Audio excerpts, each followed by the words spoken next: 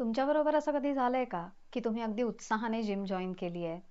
त्यानंतर जायला सुरुवात केली, व्यायाम करायला सुरुवात केली आणि मग 1-2 आठवड्यांनी हळू-हळू उत्साह अटायला लागतो. मग आठवड्यातून 1-2 वेळा जाणं होतं आणि मग महिन्याभराने जिमला जाणंच बंद होतं. खरंच इतकं अवघड असतं का व्यायाम करणं? नमस्कार, मी डॉक्टर पल्लवी चाफेकर. लाईफस्टाईल करेक्शनच्या दुसऱ्या भागात आज आपण व्यायाम यावरच चर्चा करणार आहोत.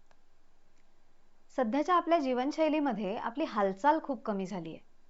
मुळात 8 ते 10 तास तर आपल्याला कामामुळे बसून राहावं लागतं. त्यानंतर मग वेळ नाही, म्हणून मग अगदी जवळच्या अंतरांसाठी सुद्धा आपण गाडी वापरतो. किराणा, भाजीपाला हे सगळंही ऑनलाईन मागवलं जातं. Amazonवरून तर इतर खूप गोष्टी आपण घरपोचच मागवतो.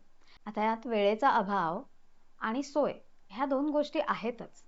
पण त्यामुळे होतं काय, की सहजपणे होणारी जी हालचाल आहे, ती आता खूप कमी झाली आहे. आणि त्याचा परिणाम म्हणजे आपल्या खाण्यातून येणाऱ्या ज्या कॅलरीज आहेत, जी एनर्जी आहे, ती वापरली न जाता ती शरीरात स्टोअर व्हायला लागते. एक्सेस ग्लुकोजचं रूपांतर फॅटमध्ये व्हायला लागतं. त्यामुळे मग पोटाचा घेर वाढतो, वजन वाढायला लागतं. ह्या सगळ्याला जेव्हा खाण्यापिण्याच्या चुकीच्या सवयींची जोड मिळते, तेव्हा मग अनेक मेटाबॉलिक डिसऑर्डर्सची सुरुवात व्हायला लागते. हे सगळं टाळायचं असेल तर नियमित व्यायाम करणं खूप गरजेचं आहे. व्यायामामुळे आपल्या पेशींची इन्सुलिन सेन्सिटिव्हिटी इम्प्रूव्ह होते. म्हणजे काय होतं, तर आपल्या खाण्यातून येणारं जे ग्लुकोज आहे, ते आपल्या पेशी इंधन म्हणून वापरायला लागतात आणि मग ते फॅट म्हणून स्टोअर होत नाही. व्यायामामुळे शरीरातलं चयापचय म्हणजे मेटाबॉलिझम इम्प्रूव्ह होतं. व्यायामामुळे मसल टोन पण इम्प्रूव्ह होतो. त्यामुळे सतत बसून राहण्याने जे नेक पेन, बॅक पेन ह्या तक्रारी होत असतात ना, त्याच्यात पण खूप फरक पडतो. आपल्या जॉईंट्सची फ्लेक्झिबिलिटी सुधारते. व्यायामामुळे एंडॉर्फिन नावाचं न्यूरोट्रान्समीटर सिक्रेट होतं. त्यामुळे कॉर्टिसॉल लेवल कमी व्हायला मदत होते. आणि कॉर्टिसॉल हे स्ट्रेस हार्मोन आहे. त्यामुळे व्यायाम नियमितपणे केला तर आपला स्ट्रेस कमी व्हायला पण मदत होते आणि आपली एनर्जी वाढते, मूड इम्प्रूव्ह होतो. आता हे सगळे व्यायामाचे बेनिफिट्स आपल्याला माहिती असतात. पण व्यायाम करायचा म्हटलं की बरेचदा वेळ नाहीये किंवा व्यायाम करायला मोटिवेशनच नाहीये, अशी कारणं सांगितली जातात. मग कसा करायचा व्यायाम? तर अगदी जिमला जाणंच गरजेचं आहे असं नाहीये. तुम्ही चालायला जाऊ शकता, स्विमिंग करू शकता, योगासनं करू शकता. तुम्हाला डान्स आवडत असेल तर डान्सची प्रॅक्टिस करू शकता. व्यायामामध्ये कन्सिस्टन्सी महत्त्वाची आहे. सुरुवात करताना अगदी 10 मिनिटांपासून सुरुवात करा. तुमच्या आवडीचा कुठलाही व्यायाम फक्त 10 मिनिटं दररोज करा. आठवड्यातून 5 ते 6 दिवस करा आणि पहिला 1 महिना फक्त 10च मिनिटं व्यायाम करा. एखाद्या दिवशी जर तुम्हाला कंटाळा आला तर फक्त 5 मिनिटं व्यायाम करूयात असं स्वतःला सांगा. ही 5 मिनिटं तुमची कन्सिस्टन्सी ब्रेक होऊ देणार नाहीत आणि तुमचं मोटिवेशन सुद्धा वाढवतील. अशा प्रकारे जर तुम्ही 1 महिना दररोज 10 मिनिटं व्यायाम करू शकलात, तर त्यानंतर ती कन्सिस्टन्सी मेंटेन करणं तुम्हाला सोपं वाटेल आणि मग हळूहळू 5 मिनिटं त्यात वाढवत जा.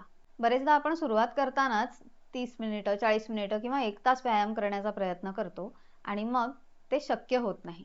त्यासाठी अगदी 10 मिनिटापासून सुरुवात करा आणि मग हळूहळू हा वेळ वाढवत न्या. मग बघा नक्की तुम्हाला व्यायामामध्ये नियमितपणा आणता येईल. या व्यतिरिक्त आपल्या दररोजच्या रुटीनमध्ये थोडी हालचाल वाढवण्यावर भर द्या. म्हणजे जर तुम्ही घरून काम करत असाल तर 1-1.5 तासानंतर उठून 1-2 मिनिटं स्ट्रेचिंग करणं किंवा स्पॉट जॉगिंग करणं यासाठीची सवय लावा. जर ऑफिसमध्ये असाल तर थोड्या वेळाने उठून 50 पावलं, 100 पावलं चालून येणं ह्याची सवय करा. ऑफिसमध्ये लंच ब्रेक नंतर 5 ते 10 मिनिटं चालून यायची सवय करा. दिवसातून एकदा तरी 2 ते 3 मजले चढून जाण्याची प्रॅक्टिस करा. सुरुवात अगदी 1 मजला चढून जाण्यापासून करा.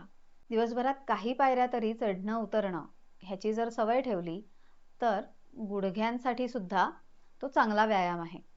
थोडक्यात दिवसभरात जिथे शक्य असेल तिथे चालणं, स्ट्रेचिंग करणं, जिने चढणं उतरणं अशा गोष्टी रुटीनमध्ये आपल्याला ॲड करायच्या आहेत. व्यायाम म्हणजे फक्त जिममध्ये जाऊन घाम गाळणं इतकंच नाहीये. जिममध्ये जाऊन व्यायाम करणं हे नक्कीच चांगलं आहे, पण ज्यांना जमत नाहीये त्यांनी त्यासाठी निराश व्हायची गरज नाहीये. जास्तीत जास्त शरीराची हालचाल कशी होईल जाणीवपूर्वक ती हालचाल करण्याकडे आपल्याला लक्ष द्यायचं आहे. आणि हळूहळू सुरू करून दररोज 30 मिनिटं व्यायाम करणं हे ध्येय ठेवलं तर नक्की ते अचीव्ह करता येईल. व्यायामामुळे जेव्हा एनर्जी वाढते, मूड चांगला होतो, तेव्हा हेच मोटिवेशनचं काम करतं दुसऱ्या दिवशी व्यायाम करण्यासाठी. सध्या मेडिकल सायन्स खूप पुढे गेलं आहे. औषधांमुळे माणसाचा लाईफस्पॅनही वाढला आहे. पण जर क्वालिटी ऑफ लाईफ इम्प्रूव्ह करायची असेल तर त्यासाठी आपली जीवनशैली चांगली असणं खूप गरजेचं आहे. आणि चांगल्या जीवनशैलीचा एक भाग म्हणजे नियमित व्यायाम करणं. दररोज खूप सारी औषधं घेत कसाबसा दिवस ढकलत जगत राहायचं, की अगदी ताठ कण्याने आपली स्वतःची कामं स्वतः करत कोणावर अवलंबून न राहता आपल्याला जगायचं आहे, हे आपल्याला ठरवायचं आहे. 70तही जर पर्वती चढून जायची असेल आणि अगदी ठणठणीत राहायचं असेल तर त्याची सुरुवात आजच करायला हवी, हे लक्षात घ्या. आणि त्यासाठी हालचाल करणं, नियमित व्यायाम करणं हे खूप महत्त्वाचं आहे. पुढच्या व्हिडिओमध्ये आपण झोपेची क्वालिटी इम्प्रूव्ह करण्यासाठी कुठले बदल करणं गरजेचं आहे हे समजून घेऊयात. तोपर्यंत स्वस्थ रहा आणि योग्य व शास्त्रीय माहितीवरच विश्वास ठेवा. धन्यवाद.